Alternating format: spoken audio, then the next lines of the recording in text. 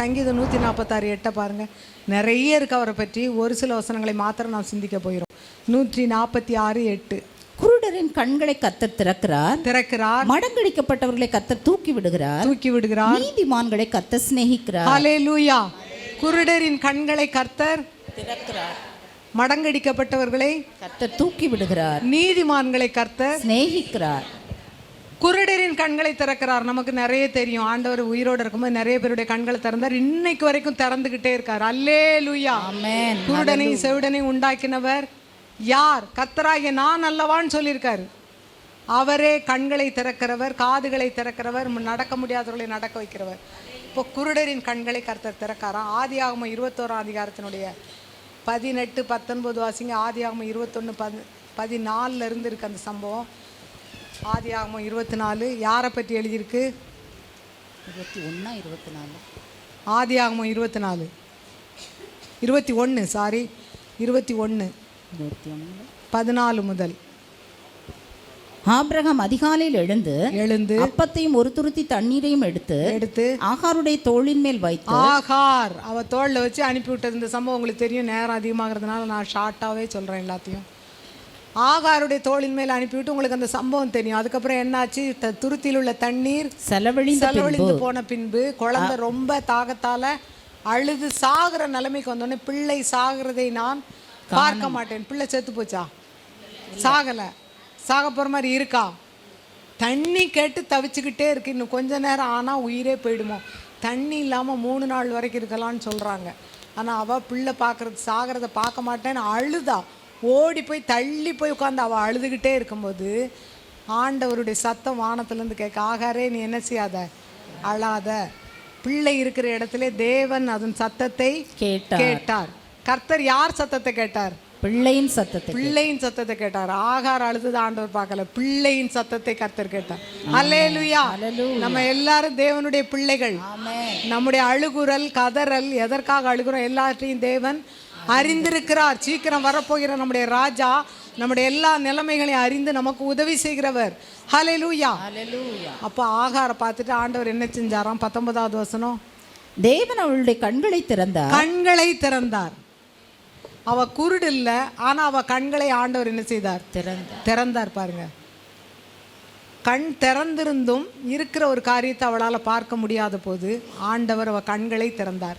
இன்றைக்கு நமக்கும் நிறைய காரியங்கள் ஆண்டவர் கண்களை திறக்கணும். தினம் வேதத்தை எடுத்து வாசிக்கும் போது ஆண்டவர் நம்மகிட்ட நம்ம ஒரு ஜபத்தை பண்ணிட்டு தான் வேதத்தை வாசிக்க ஆரம்பிக்கணும்.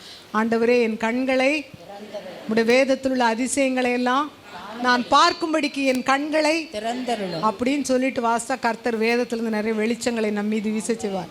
ஹல்லேலூயா. ஹல்லேலூயா. ஆகாரின் கண்களை கர்த்தர் திறந்தார். அவள் அந்த துறவை கண்டாள். அந்த துறவு அங்கதான் இருக்குது. அவ கண்ணுக்கு தெரியாமல் போய்விட்டது. அப்போ கண்ணு இருந்தும் அவள் குருடா இருந்தார். அவள் கண்களை கர்த்தர் திறந்தார். அடுத்தது யார் கண்ணெல்லாம் திறந்தார்?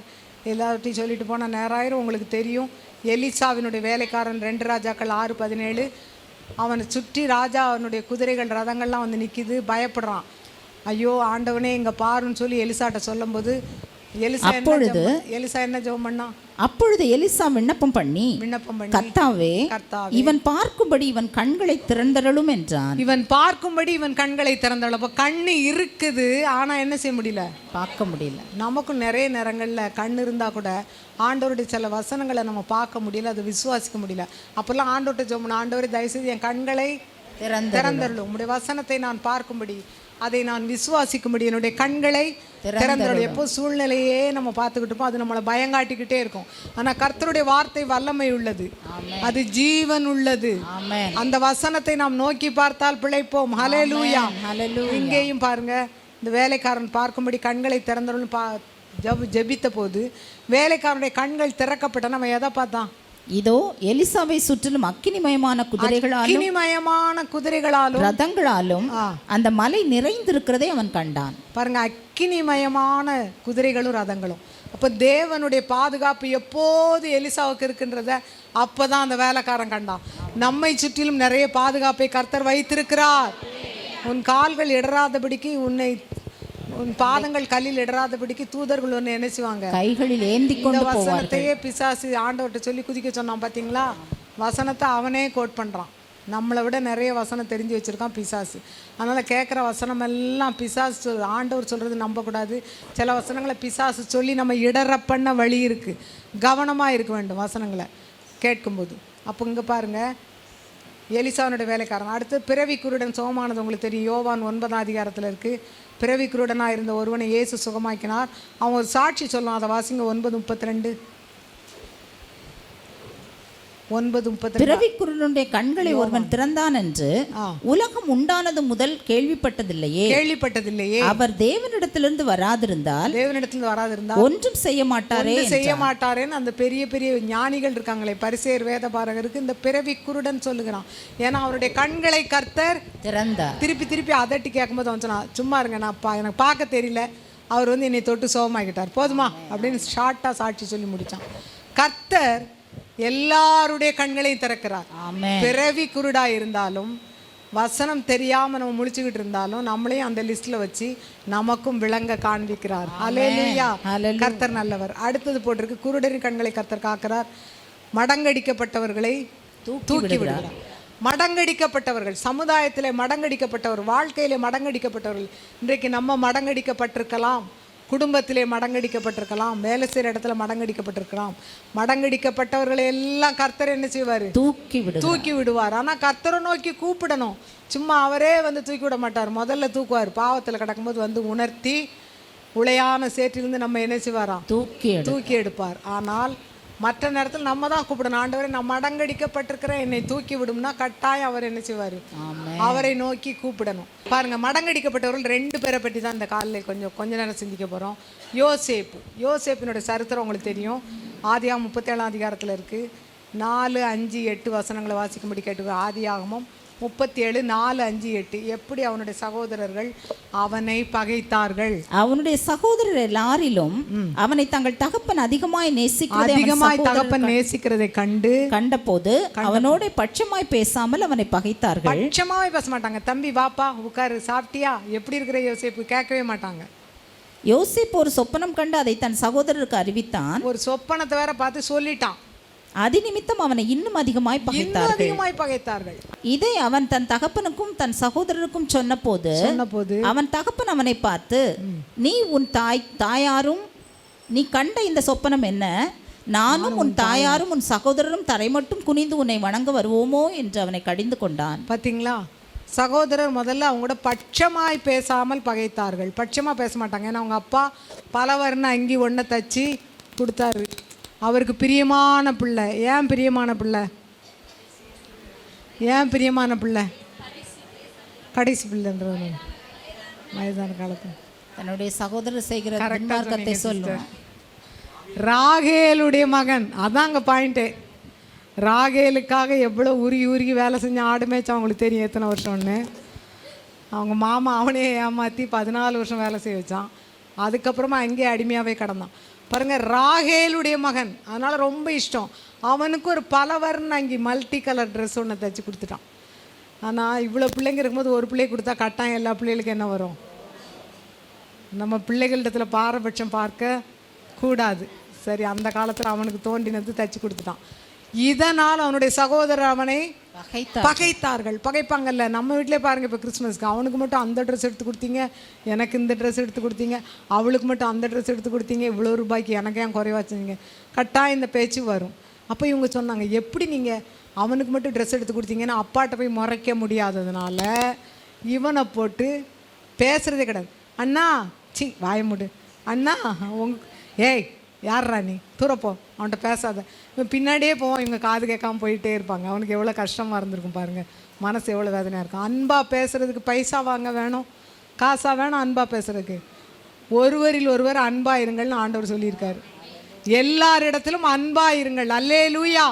கிறிஸ்தவத்தினுடைய அடிப்படையே என்னது தான்?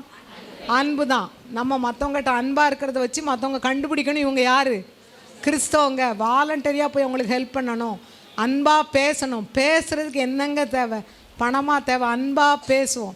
ஊர்க்கதை உலக கதையெல்லாம் வளன்னு எவ்வளோ நேரம் பேசுகிறோம். அன்பாக 2 ஆத்மாக்கள்கிட்ட பேசுவோம். எப்படி இருக்க, சுகமாயிட்ட, உனக்கு தலைவலி எப்படி இருக்கும், பிள்ளைங்க எப்படி இருக்காங்க, நல்லா பரீட்சை எழுதுகிறாங்களா, ஒழுங்காக எக்ஸாம் போகிறாங்களா, இப்படி 2-3 வார்த்தை கேட்டால் நம்ம விசாரிக்கிறாங்கன்னு சொல்லி அன்போடு பார்ப்பாங்க. அப்போ நம்ம எப்போவுமே தேவனுடைய பிள்ளைங்க அன்பை வெளிக்காண்பிக்கணும். இவங்க பகைத்தார்கள். அதோட இவன் ஒரு அப்பாவி பையன் ஒரு சொப்பனத்தை கண்டு சொல்லிட்டான். உங்கள் எல்லாருடைய அறிக்கட்டும் என்ன செய்ச்சு, அவ்வளோதான். கடுமையாக பகைக்க ஆரம்பிச்சிட்டாங்க. இன்னும் நீ தான் பெரிய ஆளா, நீ துரைத்தனம் பண்ணுவாயோ, நீ எங்களுக்கு மேலே பெரிய ஆளாக ஆகலாம்னு நினைக்கிறாயோ. அவங்க அப்பாவும் கூட சத்தம் போடுறான். ஏன் சத்தம் போடுறான்னா அப்பாவுக்கு பயமாக இருக்குது.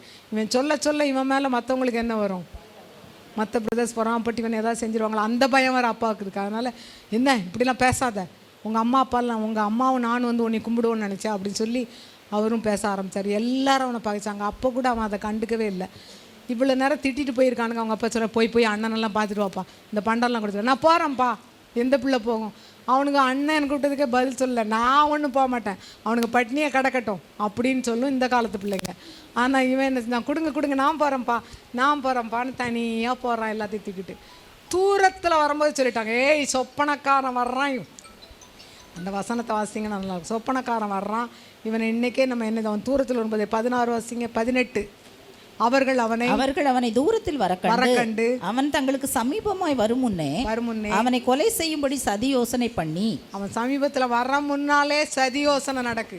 இவனை இன்னைக்கு கொலை செய்யாமல் விடக்கூடாது, நல்ல சான்ஸ், அப்பாவும் இல்லை, வீட்டை விட்டு வெளியே இருக்கான், இவனை கொலை செஞ்சே ஆகணும்னு சதி யோசனை பண்ணினார்கள். பண்ணி என்ன செய்கிறாங்க, ஒருவர் நோக்கி, இதோ சொப்பனக்காரன், அவனுக்கு ஒரு பேர் வச்சிருக்காங்க, சொப்பனக்காரன். நாம் அவனை கொன்று இந்த குழிகள் ஒன்றிலே அவனை போட்டு ஒரு துஷ்ட மிருகம் அவனை பட்சித்தது என்று போய் சொல்லலாம் வீட்டிலன்னு சொன்னாங்க. அப்பாட்ட போய் பொய் சொல்லிடும், இந்த குழியில் போட்டுரும், கொன்று குழியில் போடும். அந்த நேரம் பார்த்து ரூபன் வந்து மூத்தவன் சொல்கிறான், வேண்டாம் கொல்ல வேண்டாம். அப்பா ரொம்ப வேதனைப்படார், கொல்ல வேண்டாம்னு சொல்லி அவங்க கைக்கு தப்பு வச்சுட்டு அவன் காணாமல் போயிட்டான். எங்கே போனானே தெரியல ரூபன். கொஞ்ச நேரம் கழித்து அவங்க என்ன பண்ணாங்க, அவனை தூக்கி அந்த குழியில் உயிரோடு போட்டாங்க. எப்படி அழுதுருப்பான் யோசித்து பாருங்கள். மடங்கடிக்கப்பட்டான், ஆழமான தண்ணீர் இல்லாத குழியில் போடப்பட்டான், தூக்கி போடப்பட்டான். சின்ன பையன், 17 வயசுன்னு வச்சுக்குவோம். அந்த வயசில் கூட ஒரு தண்ணி இல்லாத குழியில் நம்ம விழுந்து கிடந்தா எப்படி இருக்கும்? ஐயோ அம்மா யார் போகிறீங்க, ஹெல்ப் அப்படின்னு சொல்லி கத்துவோம். அவன் எவ்வளோ கத்திருப்பான், ரூபன் அண்ணா, சிமியோன் அண்ணா, லேவி அண்ணா, காப்பாற்றுங்க அண்ணா, தயவுசெய்து நீ தூக்கி விடுங்க அண்ணான்னு அழுதுருப்பான். Very Innocent fellow. ஆனால் அவங்க யாரும் காப்பாற்ற முன் வரல. காது கேட்காத மாதிரி அவங்க கொண்டு வந்த சாப்பாட்டெல்லாம் எடுத்து தின்னுக்கிட்டு இருக்காங்க. கொண்டு வந்தவனை குழியில் போட்டுட்டு அவன் கொடுத்ததெல்லாம் என்ன செய்கிறாங்க, ரசித்து சாப்பிட்டு காது கேட்காம இருக்காங்க. எவ்வளோ கத்தி பார்த்தான். ஆனால் கர்த்தர் கிரியை செஞ்சதுனால யூதா சொன்னால், இதோ இந்த வியாபார கூட்டம் வருது, இவங்க கையில் இவனை என்ன செய்யலாம், இஸ்மவேலர் இடத்துல விற்று போடலான்னு சொல்லி விற்று போட்டாங்க. விற்று போட்டு அவங்க தூக்கிட்டு போகும்போது இவன் அழுதுருப்பான்ல, அண்ணான்னு கத்திருப்பான். காலில் செத்து தொலைஞ்சி போய் எங்கேயாவதுன்னு அனுப்பிவிட்டாங்க. ஆனால் கர்த்தர் அவனுடைய கூக்குரலை கேட்டார். மடங்கடிக்கப்பட்ட யோசேப்பை கர்த்தர் தூக்கி விட்டார். அல்லேலூயா. அந்த சரித்திரம் முழுது உங்களுக்கு தெரியும், நான் சொல்ல விரும்பலை. எப்படி யோசேப்பு அங்கே போய் போத்திபார் வீட்டில் நல்ல ஒரு வீட்டு விசாரணை கர்த்தனாக இருந்தான். அவனுடைய மனைவி அவனை எப்படியாவது கெடுக்கணும்னு நினச்சி அவ கைக்கு அவனை கர்த்தர் தப்பு வைத்து சிறைச்சாலையில் போயிருந்தான். சிறைச்சாலை தலைவனுடைய கண்களிலும் அவனுக்கு என்ன கிடைச்சது, எப்படி கிடைச்சதுன்னா, கர்த்தர் யோசேப்போடே கூட இருந்தார். வசனங்களை வாசிங்க, நான் நேரம் ஆகிறதுனால நான் வாசிக்கல. யோசேப்போடு கூட இருந்தார். அவன் தன்னை கர்த்தருக்குள்ளே பரிசுத்தமாய் காத்து கொண்டார். ஹல்லேலூயா. இன்னைக்கு பரிசுத்தத்துக்கும் நமக்கு எவ்வளோ தூரம் இருக்கு. நம்ம பரிசுத்தமாக இருக்க கர்த்தர் நம்மை நோக்கி பார்த்து கொண்டே இருப்பார். என்ன உதவி தேவை, என்ன செய்யலாம்னு சொல்லி கர்த்தருடைய கண்கள் நம்ம மேல பதிக்கப்பட்டிருக்கும். நாம் கர்த்தருக்கு பிரியமாய் நடந்தால், ஆலயத்துக்கு வருகிறோம் ஞாயிற்றுக்கிழமை, திங்கள் முதல் சனி வரை நம்முடைய வாழ்க்கை எப்படி இருக்கிறது, நம்முடைய ஜபஜீவி எப்படி இருக்குது? கூட்டமாக எல்லாரும் சேர்ந்து ஜபிக்கணும், ரொம்ப சந்தோஷம், ஜபிக்கணும். தனி ஜபம் எப்படி இருக்குது? நம்முடைய வாழ்க்கையில் தனி ஜபம் இருக்குதா? கர்த்தரை நோக்கி கூப்பிடுறோமா? அவருடைய வருகை சமயமாக இருக்கிற கடைசி காலத்தில் வாழ்கிறோமே, ஆண்டவரை நோக்கி கூப்பிடுறோமா? தனியாக உட்காந்து அவர்கிட்ட பேசுகிறோமா?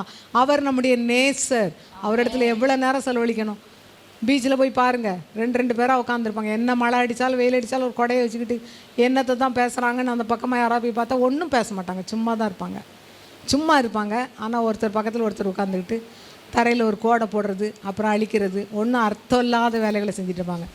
அவங்களுக்கு இருக்கிற ஒரே சந்தோஷம் என்ன, வி ஆர் டுகெதர், நம்ம தனியாக இல்லை, நமக்கு பிரியமான ஆளோடு இருக்கோம். இது உலக பிரகாரமான காரியம். ஆனால் ஆண்டவர் நம்மோடு கூட இருக்கும்போது நமக்கு எவ்வளோ பெரிய சந்தோஷம். அவருடைய நாமம் எவ்வளோ மகத்துவமானது. அதை ஆராய்ச்சி தியானிச்சு, ஆண்டவரே நீர் தான் என்னுடைய நேசர், நீர் தான் எனக்கு பிரியமானவர், உம்மைத்தான் நான் நேசிக்கிறேன் ஆண்டவரே, நீர் ஒருத்தர் தான் கைவிடாத கண்மலை. ஆமேன். கர்த்தரை நோக்கி பார்த்து தனித்து ஜெபிக்கிறோமா? மடங்கடிக்கப்பட்ட யோசேப்பை கர்த்தர் தூக்கிவிட காரணம் அவன் தேவனையே சார்ந்திருந்தான். சிறைச்சாலையிலும் தன் பரிசுத்த வாழ்வை காத்து கொண்டான். இன்னைக்கு நம்ம பரிசுத்த வாழ்வு ஆலயத்தை விட்டு வெளியே போன உடனே படிக்கிற இடத்துல, வேலை செய்கிற இடத்துல, கூட இருக்கிற ஃப்ரெண்ட்ஸ் கூப்பிட்டாங்கன்னு அதை இதை எல்லா கெட்ட காரியங்களையும் நம்ம செய்தால் கர்த்தர் சும்மா பார்த்துக்கிட்டே இருப்பாரா? ஆண்டவரோடு விளையாடவே கூடாது. அவர் பட்சிக்கிற அக்கினியா இருக்கிறார். நீதிபதியாக அவர் வரும்பொழுது நம்மளை ஆண்டவரே நீ யார் எனக்கு தெரியாதும்பார். எவ்வளோ கஷ்டம் ஆண்டவரே, நான் எவ்வளோ ஜெபம் பண்ணேன், எவ்வளோ காணிக்க போட்டேன், எத்தனை இடம் சபையில் நடந்த ஜெபத்துக்கெல்லாம் போனேன், எல்லாம் போனேன், நீ தனியாக ஒரு நாள் என்கிட்ட வரவே இல்லையம்மா.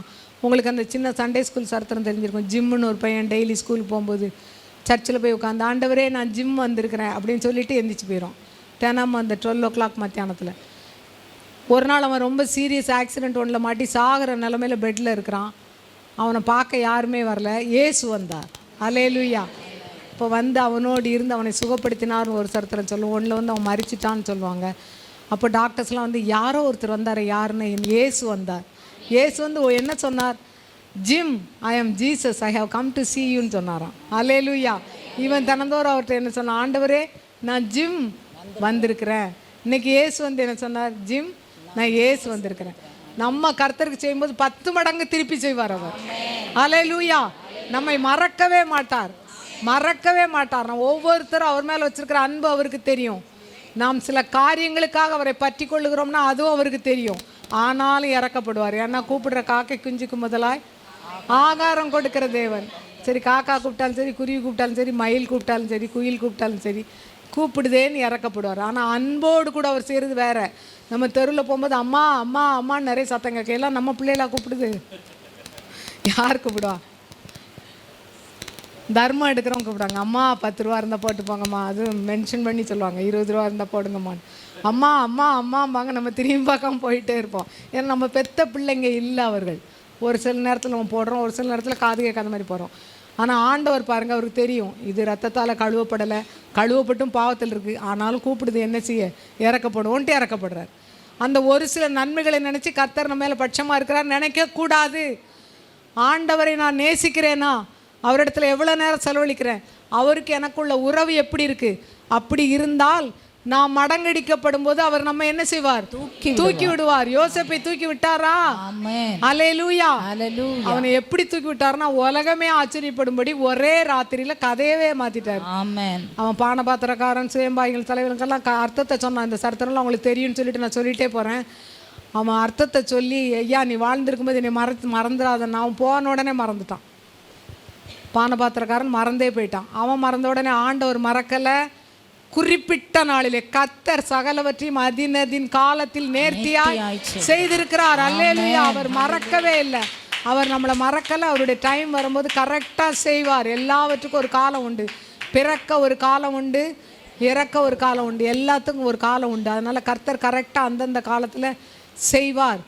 இவனை நினைத்தருளினார் யோசேப்பை நினைத்தருளி பார்வோன் மண்டையில் ஒரு சொப்பனத்தை கொடுத்து நிறைய மாடு ஓடிக்கிட்டே இருக்கு விடிய விடிய. இது என்னடா இது, குண்டு மாடு ஓடுது, ஒல்லி மாடு ஓடுது, இது என்ன தொல்லையாக போச்சு, தூங்க முடியலச்சா. பார்வோனாக இருந்தாலும் தூக்கம் யார் தான் கொடுக்கணும்? தேவன் தான் கொடுக்கணும். கர்த்தர் தமக்கு பிரியமானவர்களுக்கு நித்திரை அளிக்கிறார். எங்க? ஆலயத்தில். அப்போ பாருங்க, ஆண்டவர் பார்வோனுக்கு நித்திரை வரவிடாம பண்ணார். நிறைய ராத்திரி இப்படி நிறைய ராஜாக்கள் செஞ்சிருக்காரு. வேற யார் யாருக்கு செஞ்சிருக்காரு சொல்லுங்க? அகாஸ்வேரு ராஜாக்கு யாரை காப்பாத்துறதுக்கு? மொர்தெகாயை காப்பாற்ற. அடுத்தது தானியேல் சிங்க கவியில போடும்போது காலையிலே தரியு ராஜா வந்து கேட்டான்ல, தானியேலே ஜீவனுள்ள தேவனுடைய தாசனே, நீ இடைவிடாமல் ஆராதிக்கிற உன் தேவன் உன்னை தப்புவிக்க வல்லவராய் இருந்தாரா? ராஜாவே நீர் என்று வாழ்க. Hello king. ஆமென். என்னுடைய ஆண்டவர் என்னை கைவிடலன்னு சொல்லி ஒரு நல்ல சாட்சியை சிங்கத்தின் நடுவில் சொன்னான். நமக்கு சிங்கத்தை பார்த்த உடனே உயிர் போயிடும். அவன் சிங்கங்களின் நடுவில் ஒரு இரவு முழுசும் முழிச்சிருந்து காலையில் அவ்வளோ தைரியமாக சொல்கிறான் பாருங்க. கர்த்தர் நல்லவர். அல்லேலூயா. மடங்கடிக்கப்பட்ட யோசேப்பை கொண்டு வரும்படி ராஜாவினுடைய மண்டையில் சொப்பனங்களை ஓட விட்டு, ஆடு மாடுகளை ஓட விட்டு, மாடுகள், ஆடு இல்லை மாடுகள், காலையில் எழுந்திய மண்டையே உடையுது, எவனையாவது கூட்டிகிட்டு வா அர்த்தம் சொல்லுன்னு ராஜா சொல்லும் அளவுக்கு ஒருத்தராலையும் முடியல. கடைசியில் ஒருத்தன் சொன்னான். யாரு? பானபாத்திரம். ஐயா நான் செய்த தப்பு இப்போ தான் எனக்கு அப்பயாவது நினைவுக்கு வருது. நிறைய பேருக்கு செய்கிற தப்பு நினைவே வராது. சொன்னா கூட அப்படியா, அப்படி இல்லையே. என்ன நாசுக்கான பதில். உள்ளதை இல்லதென்றும் சொல்லுங்கள். நிறைய பேர்கிட்ட போன வாரம் ஏன் சர்ச்சுக்கு வரல, சர்ச்சுக்கு வரலையா ஆண்டி மறந்துடுவாங்க. நான் போன வாரம் இல்லை ஆண்டி, அதுக்கு முந்தைய நான் போன வாரம். நீ போன வாரம் வரல, ஏன் வரல? அதான் ஆண்டி வரல. ஏன் வரல? அதான் ஆண்டி வரல. எவ்வளவு நேர்த்தியான பதில் பாருங்கள். அதான் வரல, அதாம்மா நீ வரல, ஏன் வரல? பதிலை கண்டுபிடிக்க முடியாது. ஏன்னா தேவனுக்கு பிரியமில்லாத இடத்துக்கு எங்கேயாவது அவங்க போயிருப்பாங்க. அது எப்படி சொல்கிறதுன்னுட்டு அதான் வரலன்னு ஒரே ஆன்சரில் முடிச்சிருவாங்க. சரி, கர்த்தர் நல்லவர். பாருங்கள், கனவை ஓட விட்டு கடைசியில் பானபாத்திரக்காரன் சொல்கிறான், ஐயா நான் செஞ்ச தப்பு ஞாபகம் வருது, என் கூட ஒருத்தன் ஜெயிலில் இருக்கான், அவனை யோசேப்புக்கு ஒன்றும் தெரியாது. அவன் வழக்கம் போல் ஒரு அழுக்கு ட்ரெஸ்ஸை போட்டுக்கிட்டு ஷேவ் பண்ணாமல் பரதாகமாக இருக்கான். திடீர்னு எல்லாம் அங்கே வா அப்படின்னு பிடிச்சி இழுத்து உட்கார வச்சு ஷேவ் பண்ணி வெந்நியெல்லாம் தலையில் ஊற்றி அவனை குளிப்பாட்டி பவுடர்லாம் அடித்து சென்டர்லாம் அடித்து இழுத்து கொண்டு ராஜாட்ட நல்ல வசனம் போட்டு விட்றாங்க. ராஜா வந்து என்ன நடக்க இவனுக்கு ஒன்றுமே புரியலை. சீயோனின் சிறையிருப்பை கர்த்தர் திருப்பும் போது சொப்பனம் காண்கிறவர்கள் போல் இருந்தான். அல்லேலூயா. சிறையிருப்பை மாற்றுகிற ஆண்டவர். நீங்க ஏதாவது ஒரு சிறையிருப்பில் இருக்கலாம், கர்த்தர் அது நிச்சயமாய் மாற்றுவார். அதை மாற்றும் போது சொப்பனம் காண்றவங்க போறோம். எப்படி நடந்துச்சு, என்ன நடந்துச்சு, நடக்கும். கர்த்தர் நடத்துவார். அவர் சொன்னதை செய்யும் அளவு நம்ம கைவிடவே. அவன் சொப்பனம் காண்றது போல இருக்கும்போது பார்வோன் தன்னுடைய சொப்பனத்தை சொல்றான். அதுக்கு அர்த்தத்தை இவன் சொல்லி, யாராவது ஒரு ஆளை கண்டுபிடிங்க ராஜா உங்க தேசத்துல இந்த கஷ்டமான சூழ்நிலையை டேக்கிள் பண்ண. எப்பா ஒன்னே தவிர வேற எவனும் கிடையாது, நீ தான் அந்த ஆளுன்னு சொல்லி தன் கணையாளி மோதிரத்தை எடுத்து அதிகாரத்தை காண்பிக்கிறதுக்கு யோசேப்பு கையில் அந்த பார்வோனே எகிப்தின் பார்வோன் தான் போட்டு விட்டான். பார்த்தீங்களா, அவனே போட்டு விட்டான். ஒரே ராத்திரியில் எவ்வளோ பெரிய மாறுதலை கர்த்தர் கட்டளையிட்டார். அல்லேலூயா. நம்முடைய வாழ்க்கையில் ஆண்டவர் இதே போல் மாறுதல்களை ஒரே ராத்திரியில், என்ன இப்படி தான் வருஷக்கணக்காக ஒன்று போல் இருக்குது நம்ம நினைப்போம். திடீர்னு ஒரு நாள் சடுதியாய் கர்த்தர் காரியங்களை மாற்றுவார். மடங்கடிக்கப்பட்ட யோசேப்பு தூக்கி விடப்பட்டான். யோசேப்புக்கு இயேசுக்கு நிறைய ஒற்றுமை உண்டு. இயேசுவும் சகோதரரால் பகைக்கப்பட்டார். அவர் தனக்கு சொந்தமானதிலே வந்தார். அவர் சொந்தமானவர்கள் அவரை ஏற்றுக்கொள்ளவில்லை. யோவான் 1:12. அதே போல் அவரும் பாடுபட்டார். எல்லாரையும் போல் அவரும் பாடுபட்டார். பல காரியங்களில் ஒற்றுமை இருக்கு அவங்களுக்கு. கடைசியில் அவன் உயர்த்தப்பட்டான். முழு உலகத்துக்கும் சாப்பாடு கொடுக்குறவனா உயர்த்தப்பட்டான். அல்லேலூயா. எந்த சகோதரர் அவனை பகைத்தார்களோ அவர்கள் அவன் முன்னால மண்டிட்டு வணங்கினார்கள். அவங்க எல்லாம் பாருங்க திருடங்க. அதனால யோசேப்புன்னு தெரிஞ்ச உடனே பயந்துட்டாங்க, இவன் கொன்னுட்டான் நம்மளன்னு. ஆனால் அவன் அப்படி செய்யலை, கழுத்தை கட்டி கொண்டு அழுதானா. என்ன ஒரு இருதயம். அல்லேலூயா. நம்ம இருதயம் எப்படி இருக்கு? இந்த மாதிரி நம்ம செய்யுமா? வா அவன் கழுத்தை அறுக்கிறேன், என்ன பாடுபடுத்தின, தூக்கி போட்டவன் நீ தானே, எத்தனடா கத்தனை அண்ணன் கேட்டியா அப்படின்னு செய்வோம். ஆனால் அவன் பாருங்க, அவங்க கழுத்தை கட்டிக்கிட்டு விடாமல் அழுதானா. ஆனால் இவனுக்கு அழுகும் போதே பயமாக இருந்திருக்கும், கழுத்தை நெருக்க போகிறான் போல. ஆனால் பாருங்க, அவன் கழுத்தை கட்டி கொண்டு அழுது கொண்டே இருந்தான். அப்படி உங்களுக்கு நம்பிக்கை வரல. யாக்கோபு இறந்த உடனே திருப்பி யோசிப்பிட்டு வராங்க, நாங்கள் தெரியாமல். ஐயோ அதை சொல்லாதீங்க, ஏன் நாங்கள் தெரியாமல் செஞ்சிட்டோம், அப்பா இறந்த பிறகு நீ எங்களை பழி வாங்கிறத. ஒரு நாள் அப்படி செய்ய மாட்டேன். நீங்கள் என்னை அனுப்பலை, தேவன் என்னை அனுப்பினார். உங்கள் சந்ததிக்கெல்லாம் ஜீவரட்சணை செய்யும்படி தேவன் என்னை அனுப்பினார். மடங்கடிக்கப்பட்டவர்களை கர்த்தர் தூக்கி விடுகிறார். மடங்கடிக்கப்பட்டவர்கள் இயேசுவை நன்றாய் பிடித்து கொள்ள வேண்டும். அடுத்து தாவீது உங்களுக்கு தெரியும். 1 சாமுவேல் 16-11 வாசிங்க. சாமுவேல் உண்டு. தாவீதுடைய நிலைமை எப்படி இருந்துச்சுன்னு. சாமுவேல் அபிஷேகம் பண்ணும்படி தாவீது வீட்டுக்கு தேடி போகிறான். தாவீது எங்கே இருக்கிறான்? உங்களுக்கு தெரிஞ்ச சம்பவம் எல்லாத்தையும் சொல்ல முடியாது, நீங்களே சொல்லுங்க. பிள்ளைகள் இவ்வளவுதானா என்று ஈசாயை கேட்டான். அதற்கு அவன், இன்னும் எல்லாருக்கும் இளையவன் ஒருவன் இருக்கிறான், அவன் ஆடுகளை மேய்த்து கொண்டிருக்கிறான் என்றான்.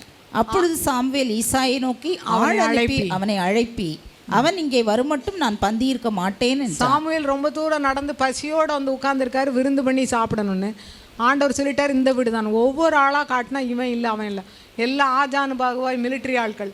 இந்த இவன் இல்லை 7 பேர் கடந்து போயிட்டாங்க. அப்போ ஆண்டவர் சொல்கிறார், இல்லை இவங்க யாருமே இல்லை. அப்போ இவனுக்கு டவுட் வந்துச்சு, இல்லைன்னா ஆண்டவர் அனுப்ப மாட்டாருன்னு சொல்லி. இன்னும் உனக்கு பிள்ளை இருக்கான் இருக்கான் ஒருத்தன் ஆடு மேய்ச்சிக்கிட்டு இருக்கான், பேர் கூட சொல்லலை பாருங்கள். He was forgotten and forsaken. அவன் பேரை கூட தகப்பன் சொல்லாமல் ஒருத்தன் ஆடு மேய்ச்சிட்டு இருக்கான், அவனை கூப்பிடு முதல்ல. அவன் வர்ற வரைக்கும் நான் சாப்பிட மாட்டேன், பலியிடவும் மாட்டேன். அவனை போய் கூட்டிகிட்டு வராங்க. அவனை பற்றி ரொம்ப அழகாக போட்டுக்கணும், நீங்கள் படித்து பாருங்கள் தனியாக பைபிளில். சிவந்த மேனியும் அழகிய கண்களும் நல்ல ரூபம் உள்ளவன். காட்டில் கிடக்கான் இவ்வளோ அழகோட. நாட்டிலேருந்து கண்டதையும் அதை இதையும் தடவி குப்பி போட்டு என்னத்தையும் போட்டு பார்த்தா கூட அழகு வர மாட்டேங்கு. ரோஸ் கலர் வயலட் கலர் எல்லாம் அவன் அது இது போட்டிருக்கான் பாரு, இதை வாங்கடி இது போட்டால் 2 நாளில் செவப்பாயிடலாம், சுண்டுனா ரத்தம் வரும்.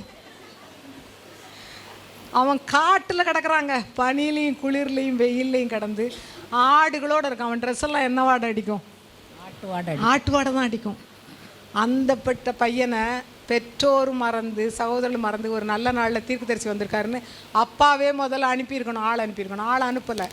அதுக்கப்புறம் அவனை கூப்பிட்றாங்க. அவன் வந்த பிறகு ஆண்டவர் சொன்னார், இவன் தான், இவனை அபிஷேகம் பண்ணு. ஹல்லேலூயா. உலகத்தால் வெறுக்கப்பட்டாலும் தேவனால் தெரிந்து கொள்ளப்பட்ட பிள்ளைகள் பாக்கியவான்கள். ஹல்லேலூயா. அதனால் உலகம் நம்மளை நேசிக்கலை, நம்மளை அப்படி செய்யலை இப்படி செய்யலைன்னு கவலைப்படாதீங்க. ஆண்டவர் நம்ம நேசிக்கிறார், அது போதும். அப்போ இவன் கூட்டிகிட்டு வந்தோடனே இவன் தான் ராஜா, இவனை அபிஷேகம் பண்ணு. கொம்பு தைலத்தை எடுத்து குளிர அபிஷேகம் பண்ணான். சவுலுக்கு என்ன அபிஷேகம்? குப்பி. தைல குப்பின்னா சின்ன சின்ன குப்பி. அது இவனுக்கு கொம்பு நிறைய தைலத்தை ஊற்றி அபிஷேகம் பண்ணான். உடனே எல்லாரும் தெரிஞ்சு போச்சு, இவன் தான் வர்ற போகிற காலத்தில் ராஜா. ஆனால் அவங்களுக்கு அதை நம்ப முடியல. இவன் ஆடு மேய்ச்சிட்டு கிடக்கான், இவன் எங்கே வருவான்னு நினைச்சாங்க. ஆனால் ஆண்டவர் தாவீதை தூக்கி விட்டான். ஆமென். மடங்கடிக்கப்பட்ட தாவீது ஆடுகளோடு வாழ்ந்தவன். ஆடு தான் அவனுக்கு ஃப்ரெண்ட்ஸு, ஆடு தான் அவனுக்கு சகோதர சகோதரிகள். சங்கீதம் 22:9-13 9ஆம் வசனம் வாசிங்க, 17ஆம் வசனம் வாசிங்க போதும். சங்கீதம்.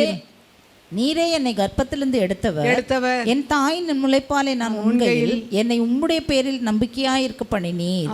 கர்ப்பத்திலிருந்து வெளிப்பட்ட போதே உமது சார்பில் விழுந்தேன். நான் என் தாயின் வயிற்றில் இருந்தது முதல் நீர் என் தேவனாயிருக்கிறீர். சங்கீதம் 71:5-6. சங்கீதம் 90. கர்த்தராகிய ஆண்டவரே, நீரே என் நோக்கமும் என் சிறு வயது தொடங்கி என் நம்பிக்கையுமாயிருக்கிறீர். நான் கர்ப்பத்தில் உட்பவித்தது முதல் உம்மால் ஆதரிக்கப்பட்டேன். என் தாயின் வயிற்றிலிருந்து என்னை எடுத்தவர் நீரே. உண்மையே நான் எப்பொழுதும் துதிப்பேன். எல்லாத்துக்கும் ஆண்டவர் தான் சார்ந்திருக்கான். ஐயா நீர் தான், நான் தாயின் வயிற்றிலிருந்து வெளிப்பட்ட போதே உமது சார்பில் தான் விழுந்தேன். என் சிறு வயது தொடங்கி என் நம்பிக்கை யார் தான்? நீர் தான். நீர் தான் என் நம்பிக்கைன்னு சொல்லி ஆண்டவர்கிட்ட பேசிக்கிட்டே இருக்கிறான். ஆடு தான் மேய்ச்சான ஒழிய இருதயம் ஃபுல்லாக யார்கிட்ட தான் பேசிட்டு? தேவனோடு தான் பேசிட்டு இருக்கு. ஆட்டை இடையில பேர் சொல்லி கூப்பிடும், அங்கே வா அங்கே போகணும். ஆனால் இருதயம் நம்ம என்ன வேலை செஞ்சாலும் நம்முடைய இருதயம் தேவனோடு கூட ஐக்கியமாக இருக்க முடியும். ஹல்லேலூயா. எல்லாவற்றுக்கும் அவரை கூப்பிடணும். அவர் நம்முடைய பக்கத்திலே இருப்பார், எப்பவும் நம்முடைய பக்கத்திலே இருக்கிறார். நமக்கு உதவி செய்யும்படி நம்முடைய பக்கத்தில் இருக்கிற ஆண்டவர் தாவீதை உயர்த்தி விட்டார். தாவீதை எப்படி உயர்த்தினார்? 92:10 வாசிங்க. எவ்வளோ தூரம் உயர்த்தினார்? சங்கீதம் 92:10. 1 சாமுவேல் 2 சாமுவேல் வாசிங்கனாலும் தெரியும் அவனை எப்படி உயர்த்தி. என் கொம்பை காண்டாமிருகத்தின் கொம்பை போல உயர்த்தினீர். புது எண்ணெயால் அபிஷேகம் பண்ணப்படுகிறேன். எல்லாரும் சொல்லுங்க, அதை நான் புது எண்ணெயால் அபிஷேகம் பண்ணப்படுகிறேன். காண்டாமிருகத்தின் கொம்பை போல. காண்டாமிருகம் கொம்பு எங்க இருந்து அவ்வளவு நீளம் இருக்குமா? இத்தினி தான் இருக்கும். அதை வச்சு என்ன வேலை செய்யும் தெரியுமா? பக்கத்தில் போக முடியுமா? உடம்பு இவ்வளோ வெயிட் இருக்கும், அதை வச்சு குடு குடு குடு குடுன்னு ஓடும். நம்ம பக்கத்தில் போனோன்னா தொலைஞ்சோம். அப்படிப்பட்ட காண்டாமிருகத்தினுடைய கொம்பு, அதை மாதிரி என்னுடைய கொம்பை நீர் உயர்த்தினீர். புது எண்ணெயால் என்ன செய்வாராம்? அபிஷேகம். ஹல்லேலூயா. ஆண்டவருடைய அபிஷேகம் பெற்றவங்களாம் கையை உயர்த்தி ஹல்லேலூயா சொல்லுங்க. ஸ்தோத்திரம். கர்த்தருடைய அபிஷேகம் ஒருத்தனுக்குள்ள இருக்க இருக்க அவன் அது பலப்படுத்தி கொண்டே இருக்கும். மடங்கடிக்கப்பட்ட தாவீதை சமஸ்த இஸ்ரவேலின் மேலும் 40 வருஷம் ராஜாவாய் ஆண்டவர் அபிஷேகம் பண்ணினார். ஹல்லேலூயா. ஜனங்களை நியாயம் விசாரித்தான். என் இருதயத்துக்கு ஏற்றவன்னு சொல்றாரு. அவனும் தவறு செய்தான். ஆனால் தவறு செய்த ஆண்டவர்கிட்ட விழுந்து கிடந்து நீ தவறு செய்தான்னு சொன்ன உடனே ஒத்துக்கிட்டான். இன்னைக்கு தப்பை ஒத்துக்கிற தைரியம் எத்தனை பேருக்கு இருக்குங்க? இல்லவே இல்லைன்னு ஒரு பொய்க்கு 10 பொய் சொல்லி சாதிப்பாங்களே ஒழிய தவறை ஒத்துக்கிடுறதே இல்லை. தவறை ஒத்துக்கிடுறது ஆண்டவருக்கு பிரியமான காரியம். அதுலேருந்து மனம் திரும்புறது ஆண்டவருக்கு ரொம்ப பிரியம். அதுக்கு பதிலாக ஒரு சின்ன பொய்யை சொன்னால் கிடக்குது. நிறைய பேர் வேலை செய்கிற இடத்துல, சர்ச்சில் கூட ஒரு சின்ன பொய்யை சொல்லி பிழைச்சிக்கிடலாம்னு நினைப்பாங்க. பொய்க்கு தகப்பன் யார்? பிசாஸ். அப்போ நம்ம பொய் சொன்னால் என்ன பண்ணுறோம்? நான் பிசாசின் பிள்ளைன்னு உலகத்துக்கே படம் போட்டு காட்டுறோம். கர்த்தர் பார்த்துக்கிட்டே இருக்கிறார். பொய் பேசுகிறவர்களின் வாய் அடைக்கப்படும், பருக்கை கற்களால் அடைக்கப்படும். பருக்கு கல்லாக தான் போடுவார், சோறு கிடைக்காதான். பொய் என்னும் அடைக்கலத்தை கல்மழை அழித்து விடும். பொய் சொல்லவே கூடாது. என்ன லேட்டாக வந்தீங்க? அது வந்து இந்த பார்த்தீங்களா அந்த வழியில் வந்து அப்படின்னு யோசித்து போய் சொல்கிறது. ஆஃபீஸில் அங்கே கேட்டால் நினச்சிக்கிட்டார், நல்ல புழுகிறான்டா, சரடு விடுறான், யோசிக்கிறான், என்ன செய்யலான்னு என்ன போய் சொன்னால் இங்கே அப்ளிகபிளாக இருக்குன்னு யோசிச்சு அந்த கவனம் இருந்தாரா? வழியை அடைச்சி போட்டாங்களா? அதனால் அப்படி சுற்றி இப்படி வந்தேன், இப்படி சுற்றி அப்படி வந்தேன்னு பொய் சொல்லும் போதே அவர் புரிஞ்சுக்குவார். நீ சொல்கிறது பூரா பொய். பொய் நிறைய திரும்ப திரும்ப பேசுகிறதுனால அது உண்மையாக மாறாது. ஆமேன். சில பேர் வந்து திரும்ப திரும்ப அந்த பொய்யவே அப்படி பரப்பி விடுவாங்க, இப்படித்தான். அதனால் அது ஒரு நாள் உண்மையாக மாறாது. நம்மளும் அப்படிப்பட்ட பொய்களெல்லாம் என்ன செய்யக்கூடாது? பரப்பவே கூடாது, பேசவே கூடாது. கர்த்தர் அதில் பிரியப்படுறவர் இல்லை. தாவீதை சமஸ்த இஸ்ரவேலின் மேல் உயர்த்தினது காரணத்தின் தவறை ஒத்துக்கொண்டான், கர்த்தரிடத்திலே மனம் திரும்பினா. அதான் சொன்னார், என் இருதயத்துக்கு ஏற்றவன் சொல்லிட்டு என்ன சொன்னார், அவன் எனக்கு சித்தமானதை எல்லாம் செய்வான். போதும் போதும், அடுத்தது வாசிப்போம். அடுத்தது அந்த சங்கீதத்தில் என்ன சொல்லிருந்துச்சு, மடங்கடிக்கப்பட்டவர்களை தூக்கி விடுகிறார். 146:8 சங்கீதம். குருடரின் கண்களை கர்த்தர் திறக்கிறார், மடங்கடிக்கப்பட்டவர்களை தூக்கி விடுகிறார், நீதிமான்களை கர்த்தர் சிநேகிக்கிறாரா. அல்லேலூயா. நீங்கெல்லாம் நீதிமான்களா? ஆமென். தைரியமா சொல்லுங்க. ஆமென். நம்மை அவர் நீதிமானா மாற்றி வச்சிருக்கார். ஆமென். நீதிமானா ஒரு தடவை ரட்சிக்கப்படும் போது மாற்றி விட்டுட்டாரு. தொடர்ந்து நம்ம நீதிமானா இருக்கணும். நீதிமானா யார் தெரியுமா? Definition, one who does righteous thing in the sight of God is a righteous person. ஹல்லேலூயா. கர்த்தரின் பார்வையில் நீதியாக இருக்கிறத செய்கிறவன் எவனோ அவன் தான் நீதிமான். அதை உலகத்தில் உள்ளவங்க யாரும் பார்க்காம இருக்கலாம், ஆனால் ஆண்டவர் பார்த்து சந்தோஷப்படுவார். கர்த்தருடைய பார்வையில் எது நீதியோ அதை செய்கிறவர்கள் நீதிமான்கள். இந்த நீதிமான்களை கர்த்தர் சிநேகிக்கிறார். நேசிக்கிறது வேற, சிநேகிக்கிறது வேற. ரெண்டு கிட்டத்தட்ட ஓவர்லேப் ஆகும் மீனிங்ல. Still there is a little difference. சிநேகிக்கிறார். சிநேகிதன் எல்லா காலத்திலும் உதவுகிறான், சிநேகிப்பான். இடுக்கணில் உதவவே சகோதரன் பிறந்திருக்கிறான். அப்போ சிநேகிதர்னு சொன்னால் அது பெரிய அண்டர்ஸ்டாண்டிங். வீட்டில் கூட பாருங்கள், பிள்ளைங்க சொல்லுவாங்க, ஏன் கம்முன்னு இருக்கான். அம்மா சொல்லுவாங்க பிள்ளையை பார்த்து, அப்பாட்ட சொல்லுவாங்க, பேசவே மாட்டேங்கிறான், என்னடான்னு கேட்டால் பதிலும் சொல்ல மாட்டான். அவன் ஃப்ரெண்டு வருவான்ல, அவனை கேள், அவன் சொல்லுவான். அவனை கேட்டால் அவன் எல்லாத்தையும் ஒப்பிச்சிருவான் ஃப்ரெண்டு. ஏன்னா இவங்க ஸ்டோர் ஹவுஸே ஃப்ரெண்டு தான். எல்லாத்தையும் அங்கே சொல்லுவான், டே அதுடா இதுடா. நம்ம கேட்டால் கம். பாருங்கள், ஃப்ரெண்டுன்னா எல்லாத்தையும் சொல்ல முடியும். இயேசு நீதிமான்களை நேசிக்கிறது மட்டும் இல்லை, சிநேகிக்கிறார். ஹல்லேலூயா. ஏசப்பா எனக்கு ஃப்ரெண்டுன்னு சொல்கிறவங்களாம் கை தூக்குங்க. அவர் நம்மளை ஃப்ரெண்டுன்னு சொல்லணும், அங்கே தான் விஷயமே இருக்குது. எனக்கு இயேசுநாதர் 17 வயசுலேருந்து ரொம்ப ஃப்ரெண்டு தான், உண்மையிலே ஃப்ரெண்டு தான், கல்லூரியில் படித்த நாட்களில். அப்போ ஆண்டவர்கிட்ட எல்லாத்தையும் சொல்லிடுவேன். நான் செஞ்சதெல்லாம் சொன்னால் ரொம்ப அசிங்கம், இப்படி இல்லாமல் ஜெபம் பண்ணுவீங்க. அந்த ஒரே ஒரு சினிமா பாட்டை ஒரு தடவை பாடிக்கிறேன் ஆண்டவரே, அதுக்கப்புறம் பாட மாட்டேன். ரட்சிக்கப்பட்ட பிறகு காலேஜுக்கு போனால் ஹாஸ்டலில் சினிமா பாட்டாக போட்டு தள்ளுவாங்க.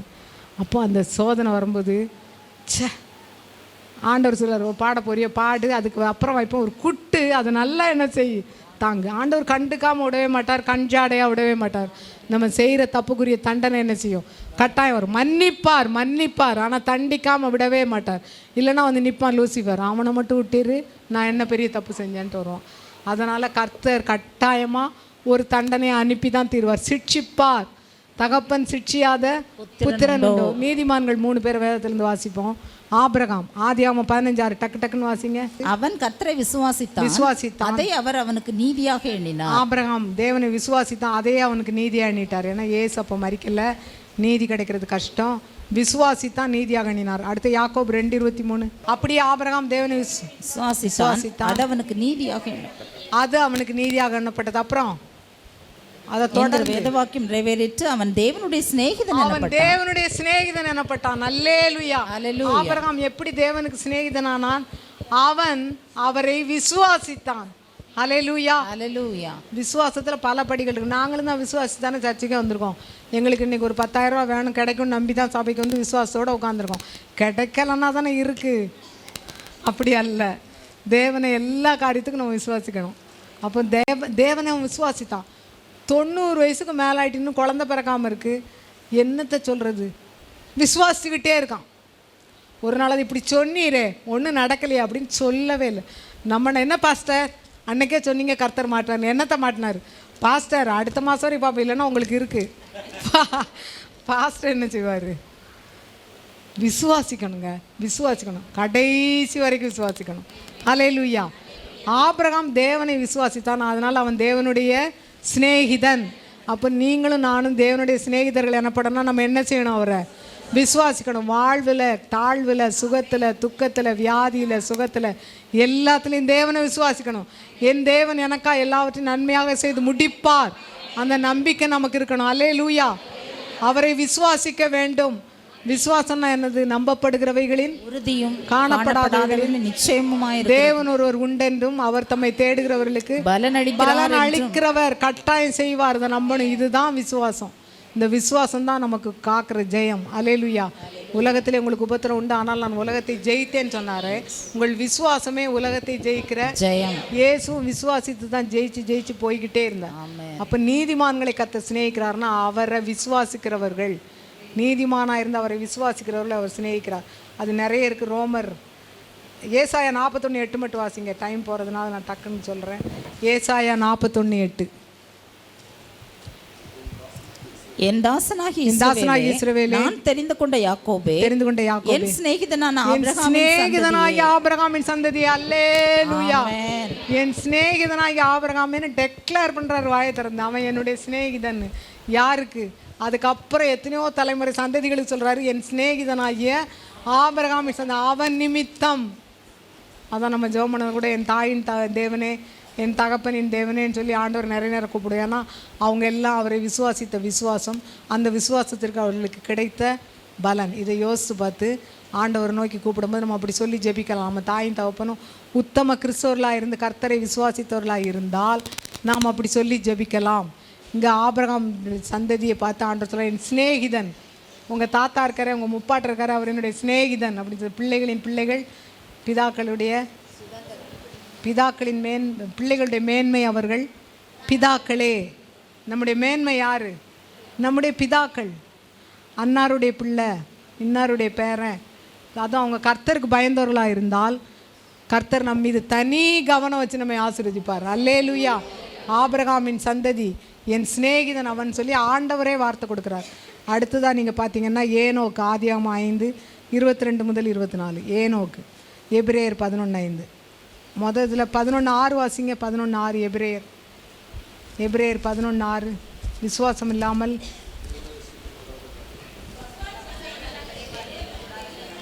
பிரியமாக இருப்பது கூடாத காரியம். அப்போ தேவனை பிரியப்படுத்துகிற ஒரே காரியம் என்னதுதான்? விசுவாசம். அவர் மேலே நம்பிக்கையோட என் தேவன் பார்த்து கொள்வார். என்ன இப்படியே இருக்கும் உங்கள் வீட்டில்? தேவன் பார்த்து கொள்வார். என்ன அது நடக்கல இது நடக்கல, தேவன் பார்த்து கொள்வார். அவர் மேலே விசுவாசம். ஹல்லேலூயா. அவர் மேல் நம்பிக்கையா இருக்கணும். அவர் என்னை கொன்று போட்டாலும் அவர் மேல் நம்பிக்கையா. அதுதான் யோபினுடைய வார்த்தைகள். கொன்னா போட்டாரு, எல்லாம் ரெட்டிப்பாய் கொடுத்தார். ஹல்லேலூயா. அப்படிதான் செய்வார் ஆண்டவர். இப்போ ஏனோக்கு வாசிங்க. ஆதியாகமம் 5:22-24. ஏனோக்கு மெத்துசலாவை பெற்ற பின் 300 வருஷம் தேவனோடே சஞ்சரித்து கொண்டிருந்து குமாரரையும் குமாரத்திகளையும் பெற்றான். ஏனோக்குடைய நாளெல்லாம் 365 வருஷம். ஏனோக்கு தேவனோடு சஞ்சரித்து கொண்டிருக்கையில் காணப்படாமல் போனான். தேவன் அவனை எடுத்துக்கொண்டார். காணப்படலாம், காணலன்னு டிவியில் கொடுப்போம், அப்புறம் பேப்பரில் போடுவோம், அதெல்லாம் இல்லை.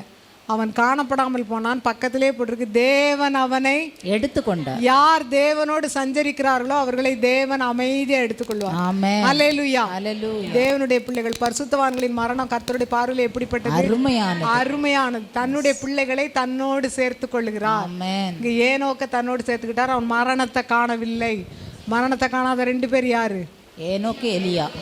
இவங்க 2 பேரும் தான் திரும்ப வரப்போகிற தீர்க்கதரிசிகள். எருசலேமில் வந்து சத்தியத்தை சொல்லுவாங்க, அற்புதங்களை செய்வார்கள்னு வெளிப்படுத்தல வாசிக்கிறோம். பாருங்கள், ஏனோக்கு தேவனோடு சஞ்சரித்தான். குடும்பம் இருந்துச்சு, பிள்ளைகளை பெற்றான். ஆனாலும் தேவனோடு கூட சஞ்சரித்து கொண்டே இருந்தான். அவரோடு வாழ்ந்தான். சஞ்சரிக்கிறதுனா என்னது? To twelve. நம்ம ஒரே வீட்டில் வாழ்கிறோம் பாருங்கள், அதை மாதிரி அவரோட பேசிக்கிட்டே இருக்கிறது, அவர்கிட்ட எல்லா காரியத்தையும் சொல்லிக்கிட்டே இருக்கிறது. தேவனோடு கூட சஞ்சரித்தல் சந்தோஷமான காரியம். அல்லேலூயா. அப்போ தான் இயேசு வரும்பொழுது, அவருடைய வருகை சமயமாருக்கு வரும்போது சொல்லுவார், ஆண்டவரே நான் வான்னு கூப்பிடுறேன். நீ யார்? ஆண்டவரே எவ்வளோ நேரம் முக்காடு போட்டிருந்தேன், எவ்வளோ நேரம் கண்ணீர் விட்டுச்சு. எதுக்கு கண்ணீர் விட்ட? உன் கடன்காரன் திட்ட நினச்சி அழுதுகிட்டு இருந்த மாக்குன்னு. உன்னை யார் கடன் வாங்க சொன்னா? அன்பில் அன்றி வேறு ஒன்றிலும் என்ன செய்யுங்க? கடன் படாதீங்க. கடனை மாதிரி பொல்லாத காரியம் ஒன்றும் கிடையாது. வாழ்க்கையை சீரழிச்சு விடும். கடன் வாங்கவே கூடாது. ரொம்ப ஞானமாக கர்த்தருடைய வார்த்தைகளை படித்து அதன்படி நடக்க பிரயாசப்படணும். அப்போ தான் வருகையில் காணப்படணும். ஆண்டவரே சீக்கிரம் வாரம், 10 லட்சம் கடன் இருக்குது, இதுலேருந்து காப்பாற்ற நீர் தான் லாயக்கு, நீர் வந்துட்டீங்கன்னா நான் வந்துடுவேன், அவன் தொலைஞ்சான் கொடுத்தவன். இல்லை இல்லை இல்லை இல்லை, அது அல்ல. நீதி உள்ள நேர்மையான வாழ்க்கை வாழ்கிறத கர்த்தர் எதிர்பார்க்கிறார். இவ்வுலகத்து இப்பிரபஞ்சத்தின் பிள்ளைகள் ஒளியின் பிள்ளைகளை பார்க்கல எப்படி இருக்காங்க? அதிக ஞானிகளா இருக்காங்க. நம்ம எப்படிப்பட்ட சாட்சிகளாக இருக்கணும். அதான் இந்த நியூஸ்லலாம் சொல்லும்போது பேங்க்கில் திருடுனா அவன் கிறிஸ்தவங்க பேரை சொன்னாங்கன்னு எனக்கு பக்குன்னு இருக்கும். இவன் வெட்டுனா அவன் கொலை செஞ்சான் அது பேருன்னு சொல்லி கிறிஸ்தவ பேராக சொல்லுவோம். கஷ்டமாக இருக்கும். எத்தனை பேர் பார்க்குறாங்க? கிறிஸ்துவ பற்றி என்ன நினைப்பாங்க? உங்கள் மூலமாய் கிறிஸ்துவின் நாமம் பிரஜாதிகளுக்குள்ள தூஷிக்கப்படக்கூடாது.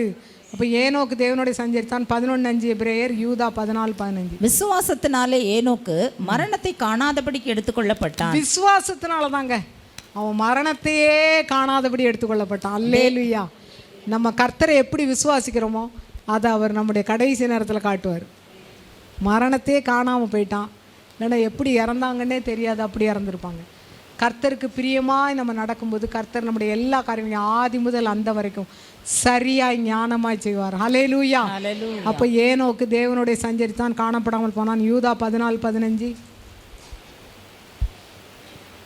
ஆதாமுக்கு 7ஆம் தலைமுறையான ஏனோக்கும் இவர்களை குறித்து இதோ எல்லாருக்கும் நியாய தீர்ப்பு கொடுக்கிறதற்கும் அவர்களில் அவபக்தி உள்ளவர்கள் யாவரும் அவபக்தியாய் செய்து வந்த சகல அவபக்தியான கிரியைகளின் நிமித்தமும் தமக்கு விரோதமாய் அவபக்தி உள்ள பாவிகள் பேசின கடின வார்த்தைகள் எல்லாவற்றின் நிமித்தமும் அவர்களை கண்டிக்கிறதற்கும் 1000 தமது பரிசுத்தவான்களோட கூட கர்த்தர் வருகிறார் என்று முன்னறிவித்தான். ஏனோக்கு என்ன செஞ்சா? முன்னறிவித்தான். கர்த்தர் வராரு. நம்ம அறிவிக்கிறோமா? எவ்வளோ ஜனங்க உலகத்தில் நம்பிக்கை இல்லாமல் இருக்காங்க, பாவத்தில் வாழ்ந்துக்கிட்டு இருக்காங்க, வியாதியில் வாழ்ந்துட்டு இருக்காங்க, கவலையில் துக்கத்தில் சூசைட் பண்ணி சாகிறவங்க எத்தனை பேர்? இந்த ரம்மி கும்மி நினைத்தையோ விளையாடி அதில் எத்தனை பேர் பணத்தை இழந்து செத்து போகிறாங்க தெரியுமா? எவ்வளோ சொன்னாலும் கேட்க மாட்டாங்க.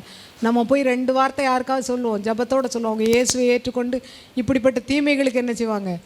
விலகுவார்கள். நம்ம சொல்கிறோமா? நம்முடைய வாயை திறக்கிறோமா? எத்தனை காரியம் பேசுகிறோம், எத்தனை பேர்கிட்ட சண்டையெல்லாம் போடுறோம். ஆனால் ஆண்டவருடைய வார்த்தையை யார்ட்டையா சொல்கிறோமா? கர்த்தர் நம்ம எதிர்பார்க்கிறார். நம்முடைய நாவை கொடுத்து சண்டை போட அல்ல, வாக்குவாதம் பண்ண அல்ல, இயேசுவை பற்றி அறிவிக்க. இதோ சீக்கிரமாய் வருகிறார்னு ஏனோக்கு அறிவித்தான். அவன் தான் தேவனுடைய சிநேகிதன். நம்ம தேவனுடைய சிநேகிதர்கள்னால் அவரை பற்றி அறிவிக்கணும்.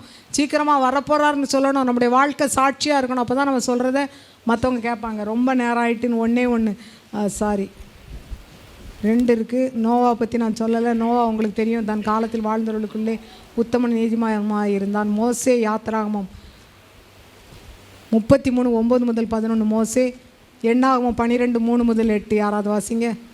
மோசே கூடாரத்துக்குள் பிரவேசிக்கையில் மேகஸ்தம்பம் இறங்கி கூடார வாசலில் நின்றது. கர்த்தர் மோசேயோட பேசினார். ஜனங்கள் எல்லாரும் மேகஸ்தம்பம் கூடார வாசலில் நிற்க கண்டார்கள். ஜனங்கள் எல்லாரும் எழுந்திருந்து தங்கள் கூடார வாசலில் பணிந்து கொண்டார்கள். ஒருவன் தன் சிநேகிதனோட பேசுவது போல கர்த்தர் மோசையோட முகமுகமாய் மோசேட்ட எப்படி பேசினாரா? ஒருவன் தன் சிநேகிதனோடு பேசுவது போல. நம்ம சிநேகிதர்கள்ட்ட எப்படி பேசுவோம்?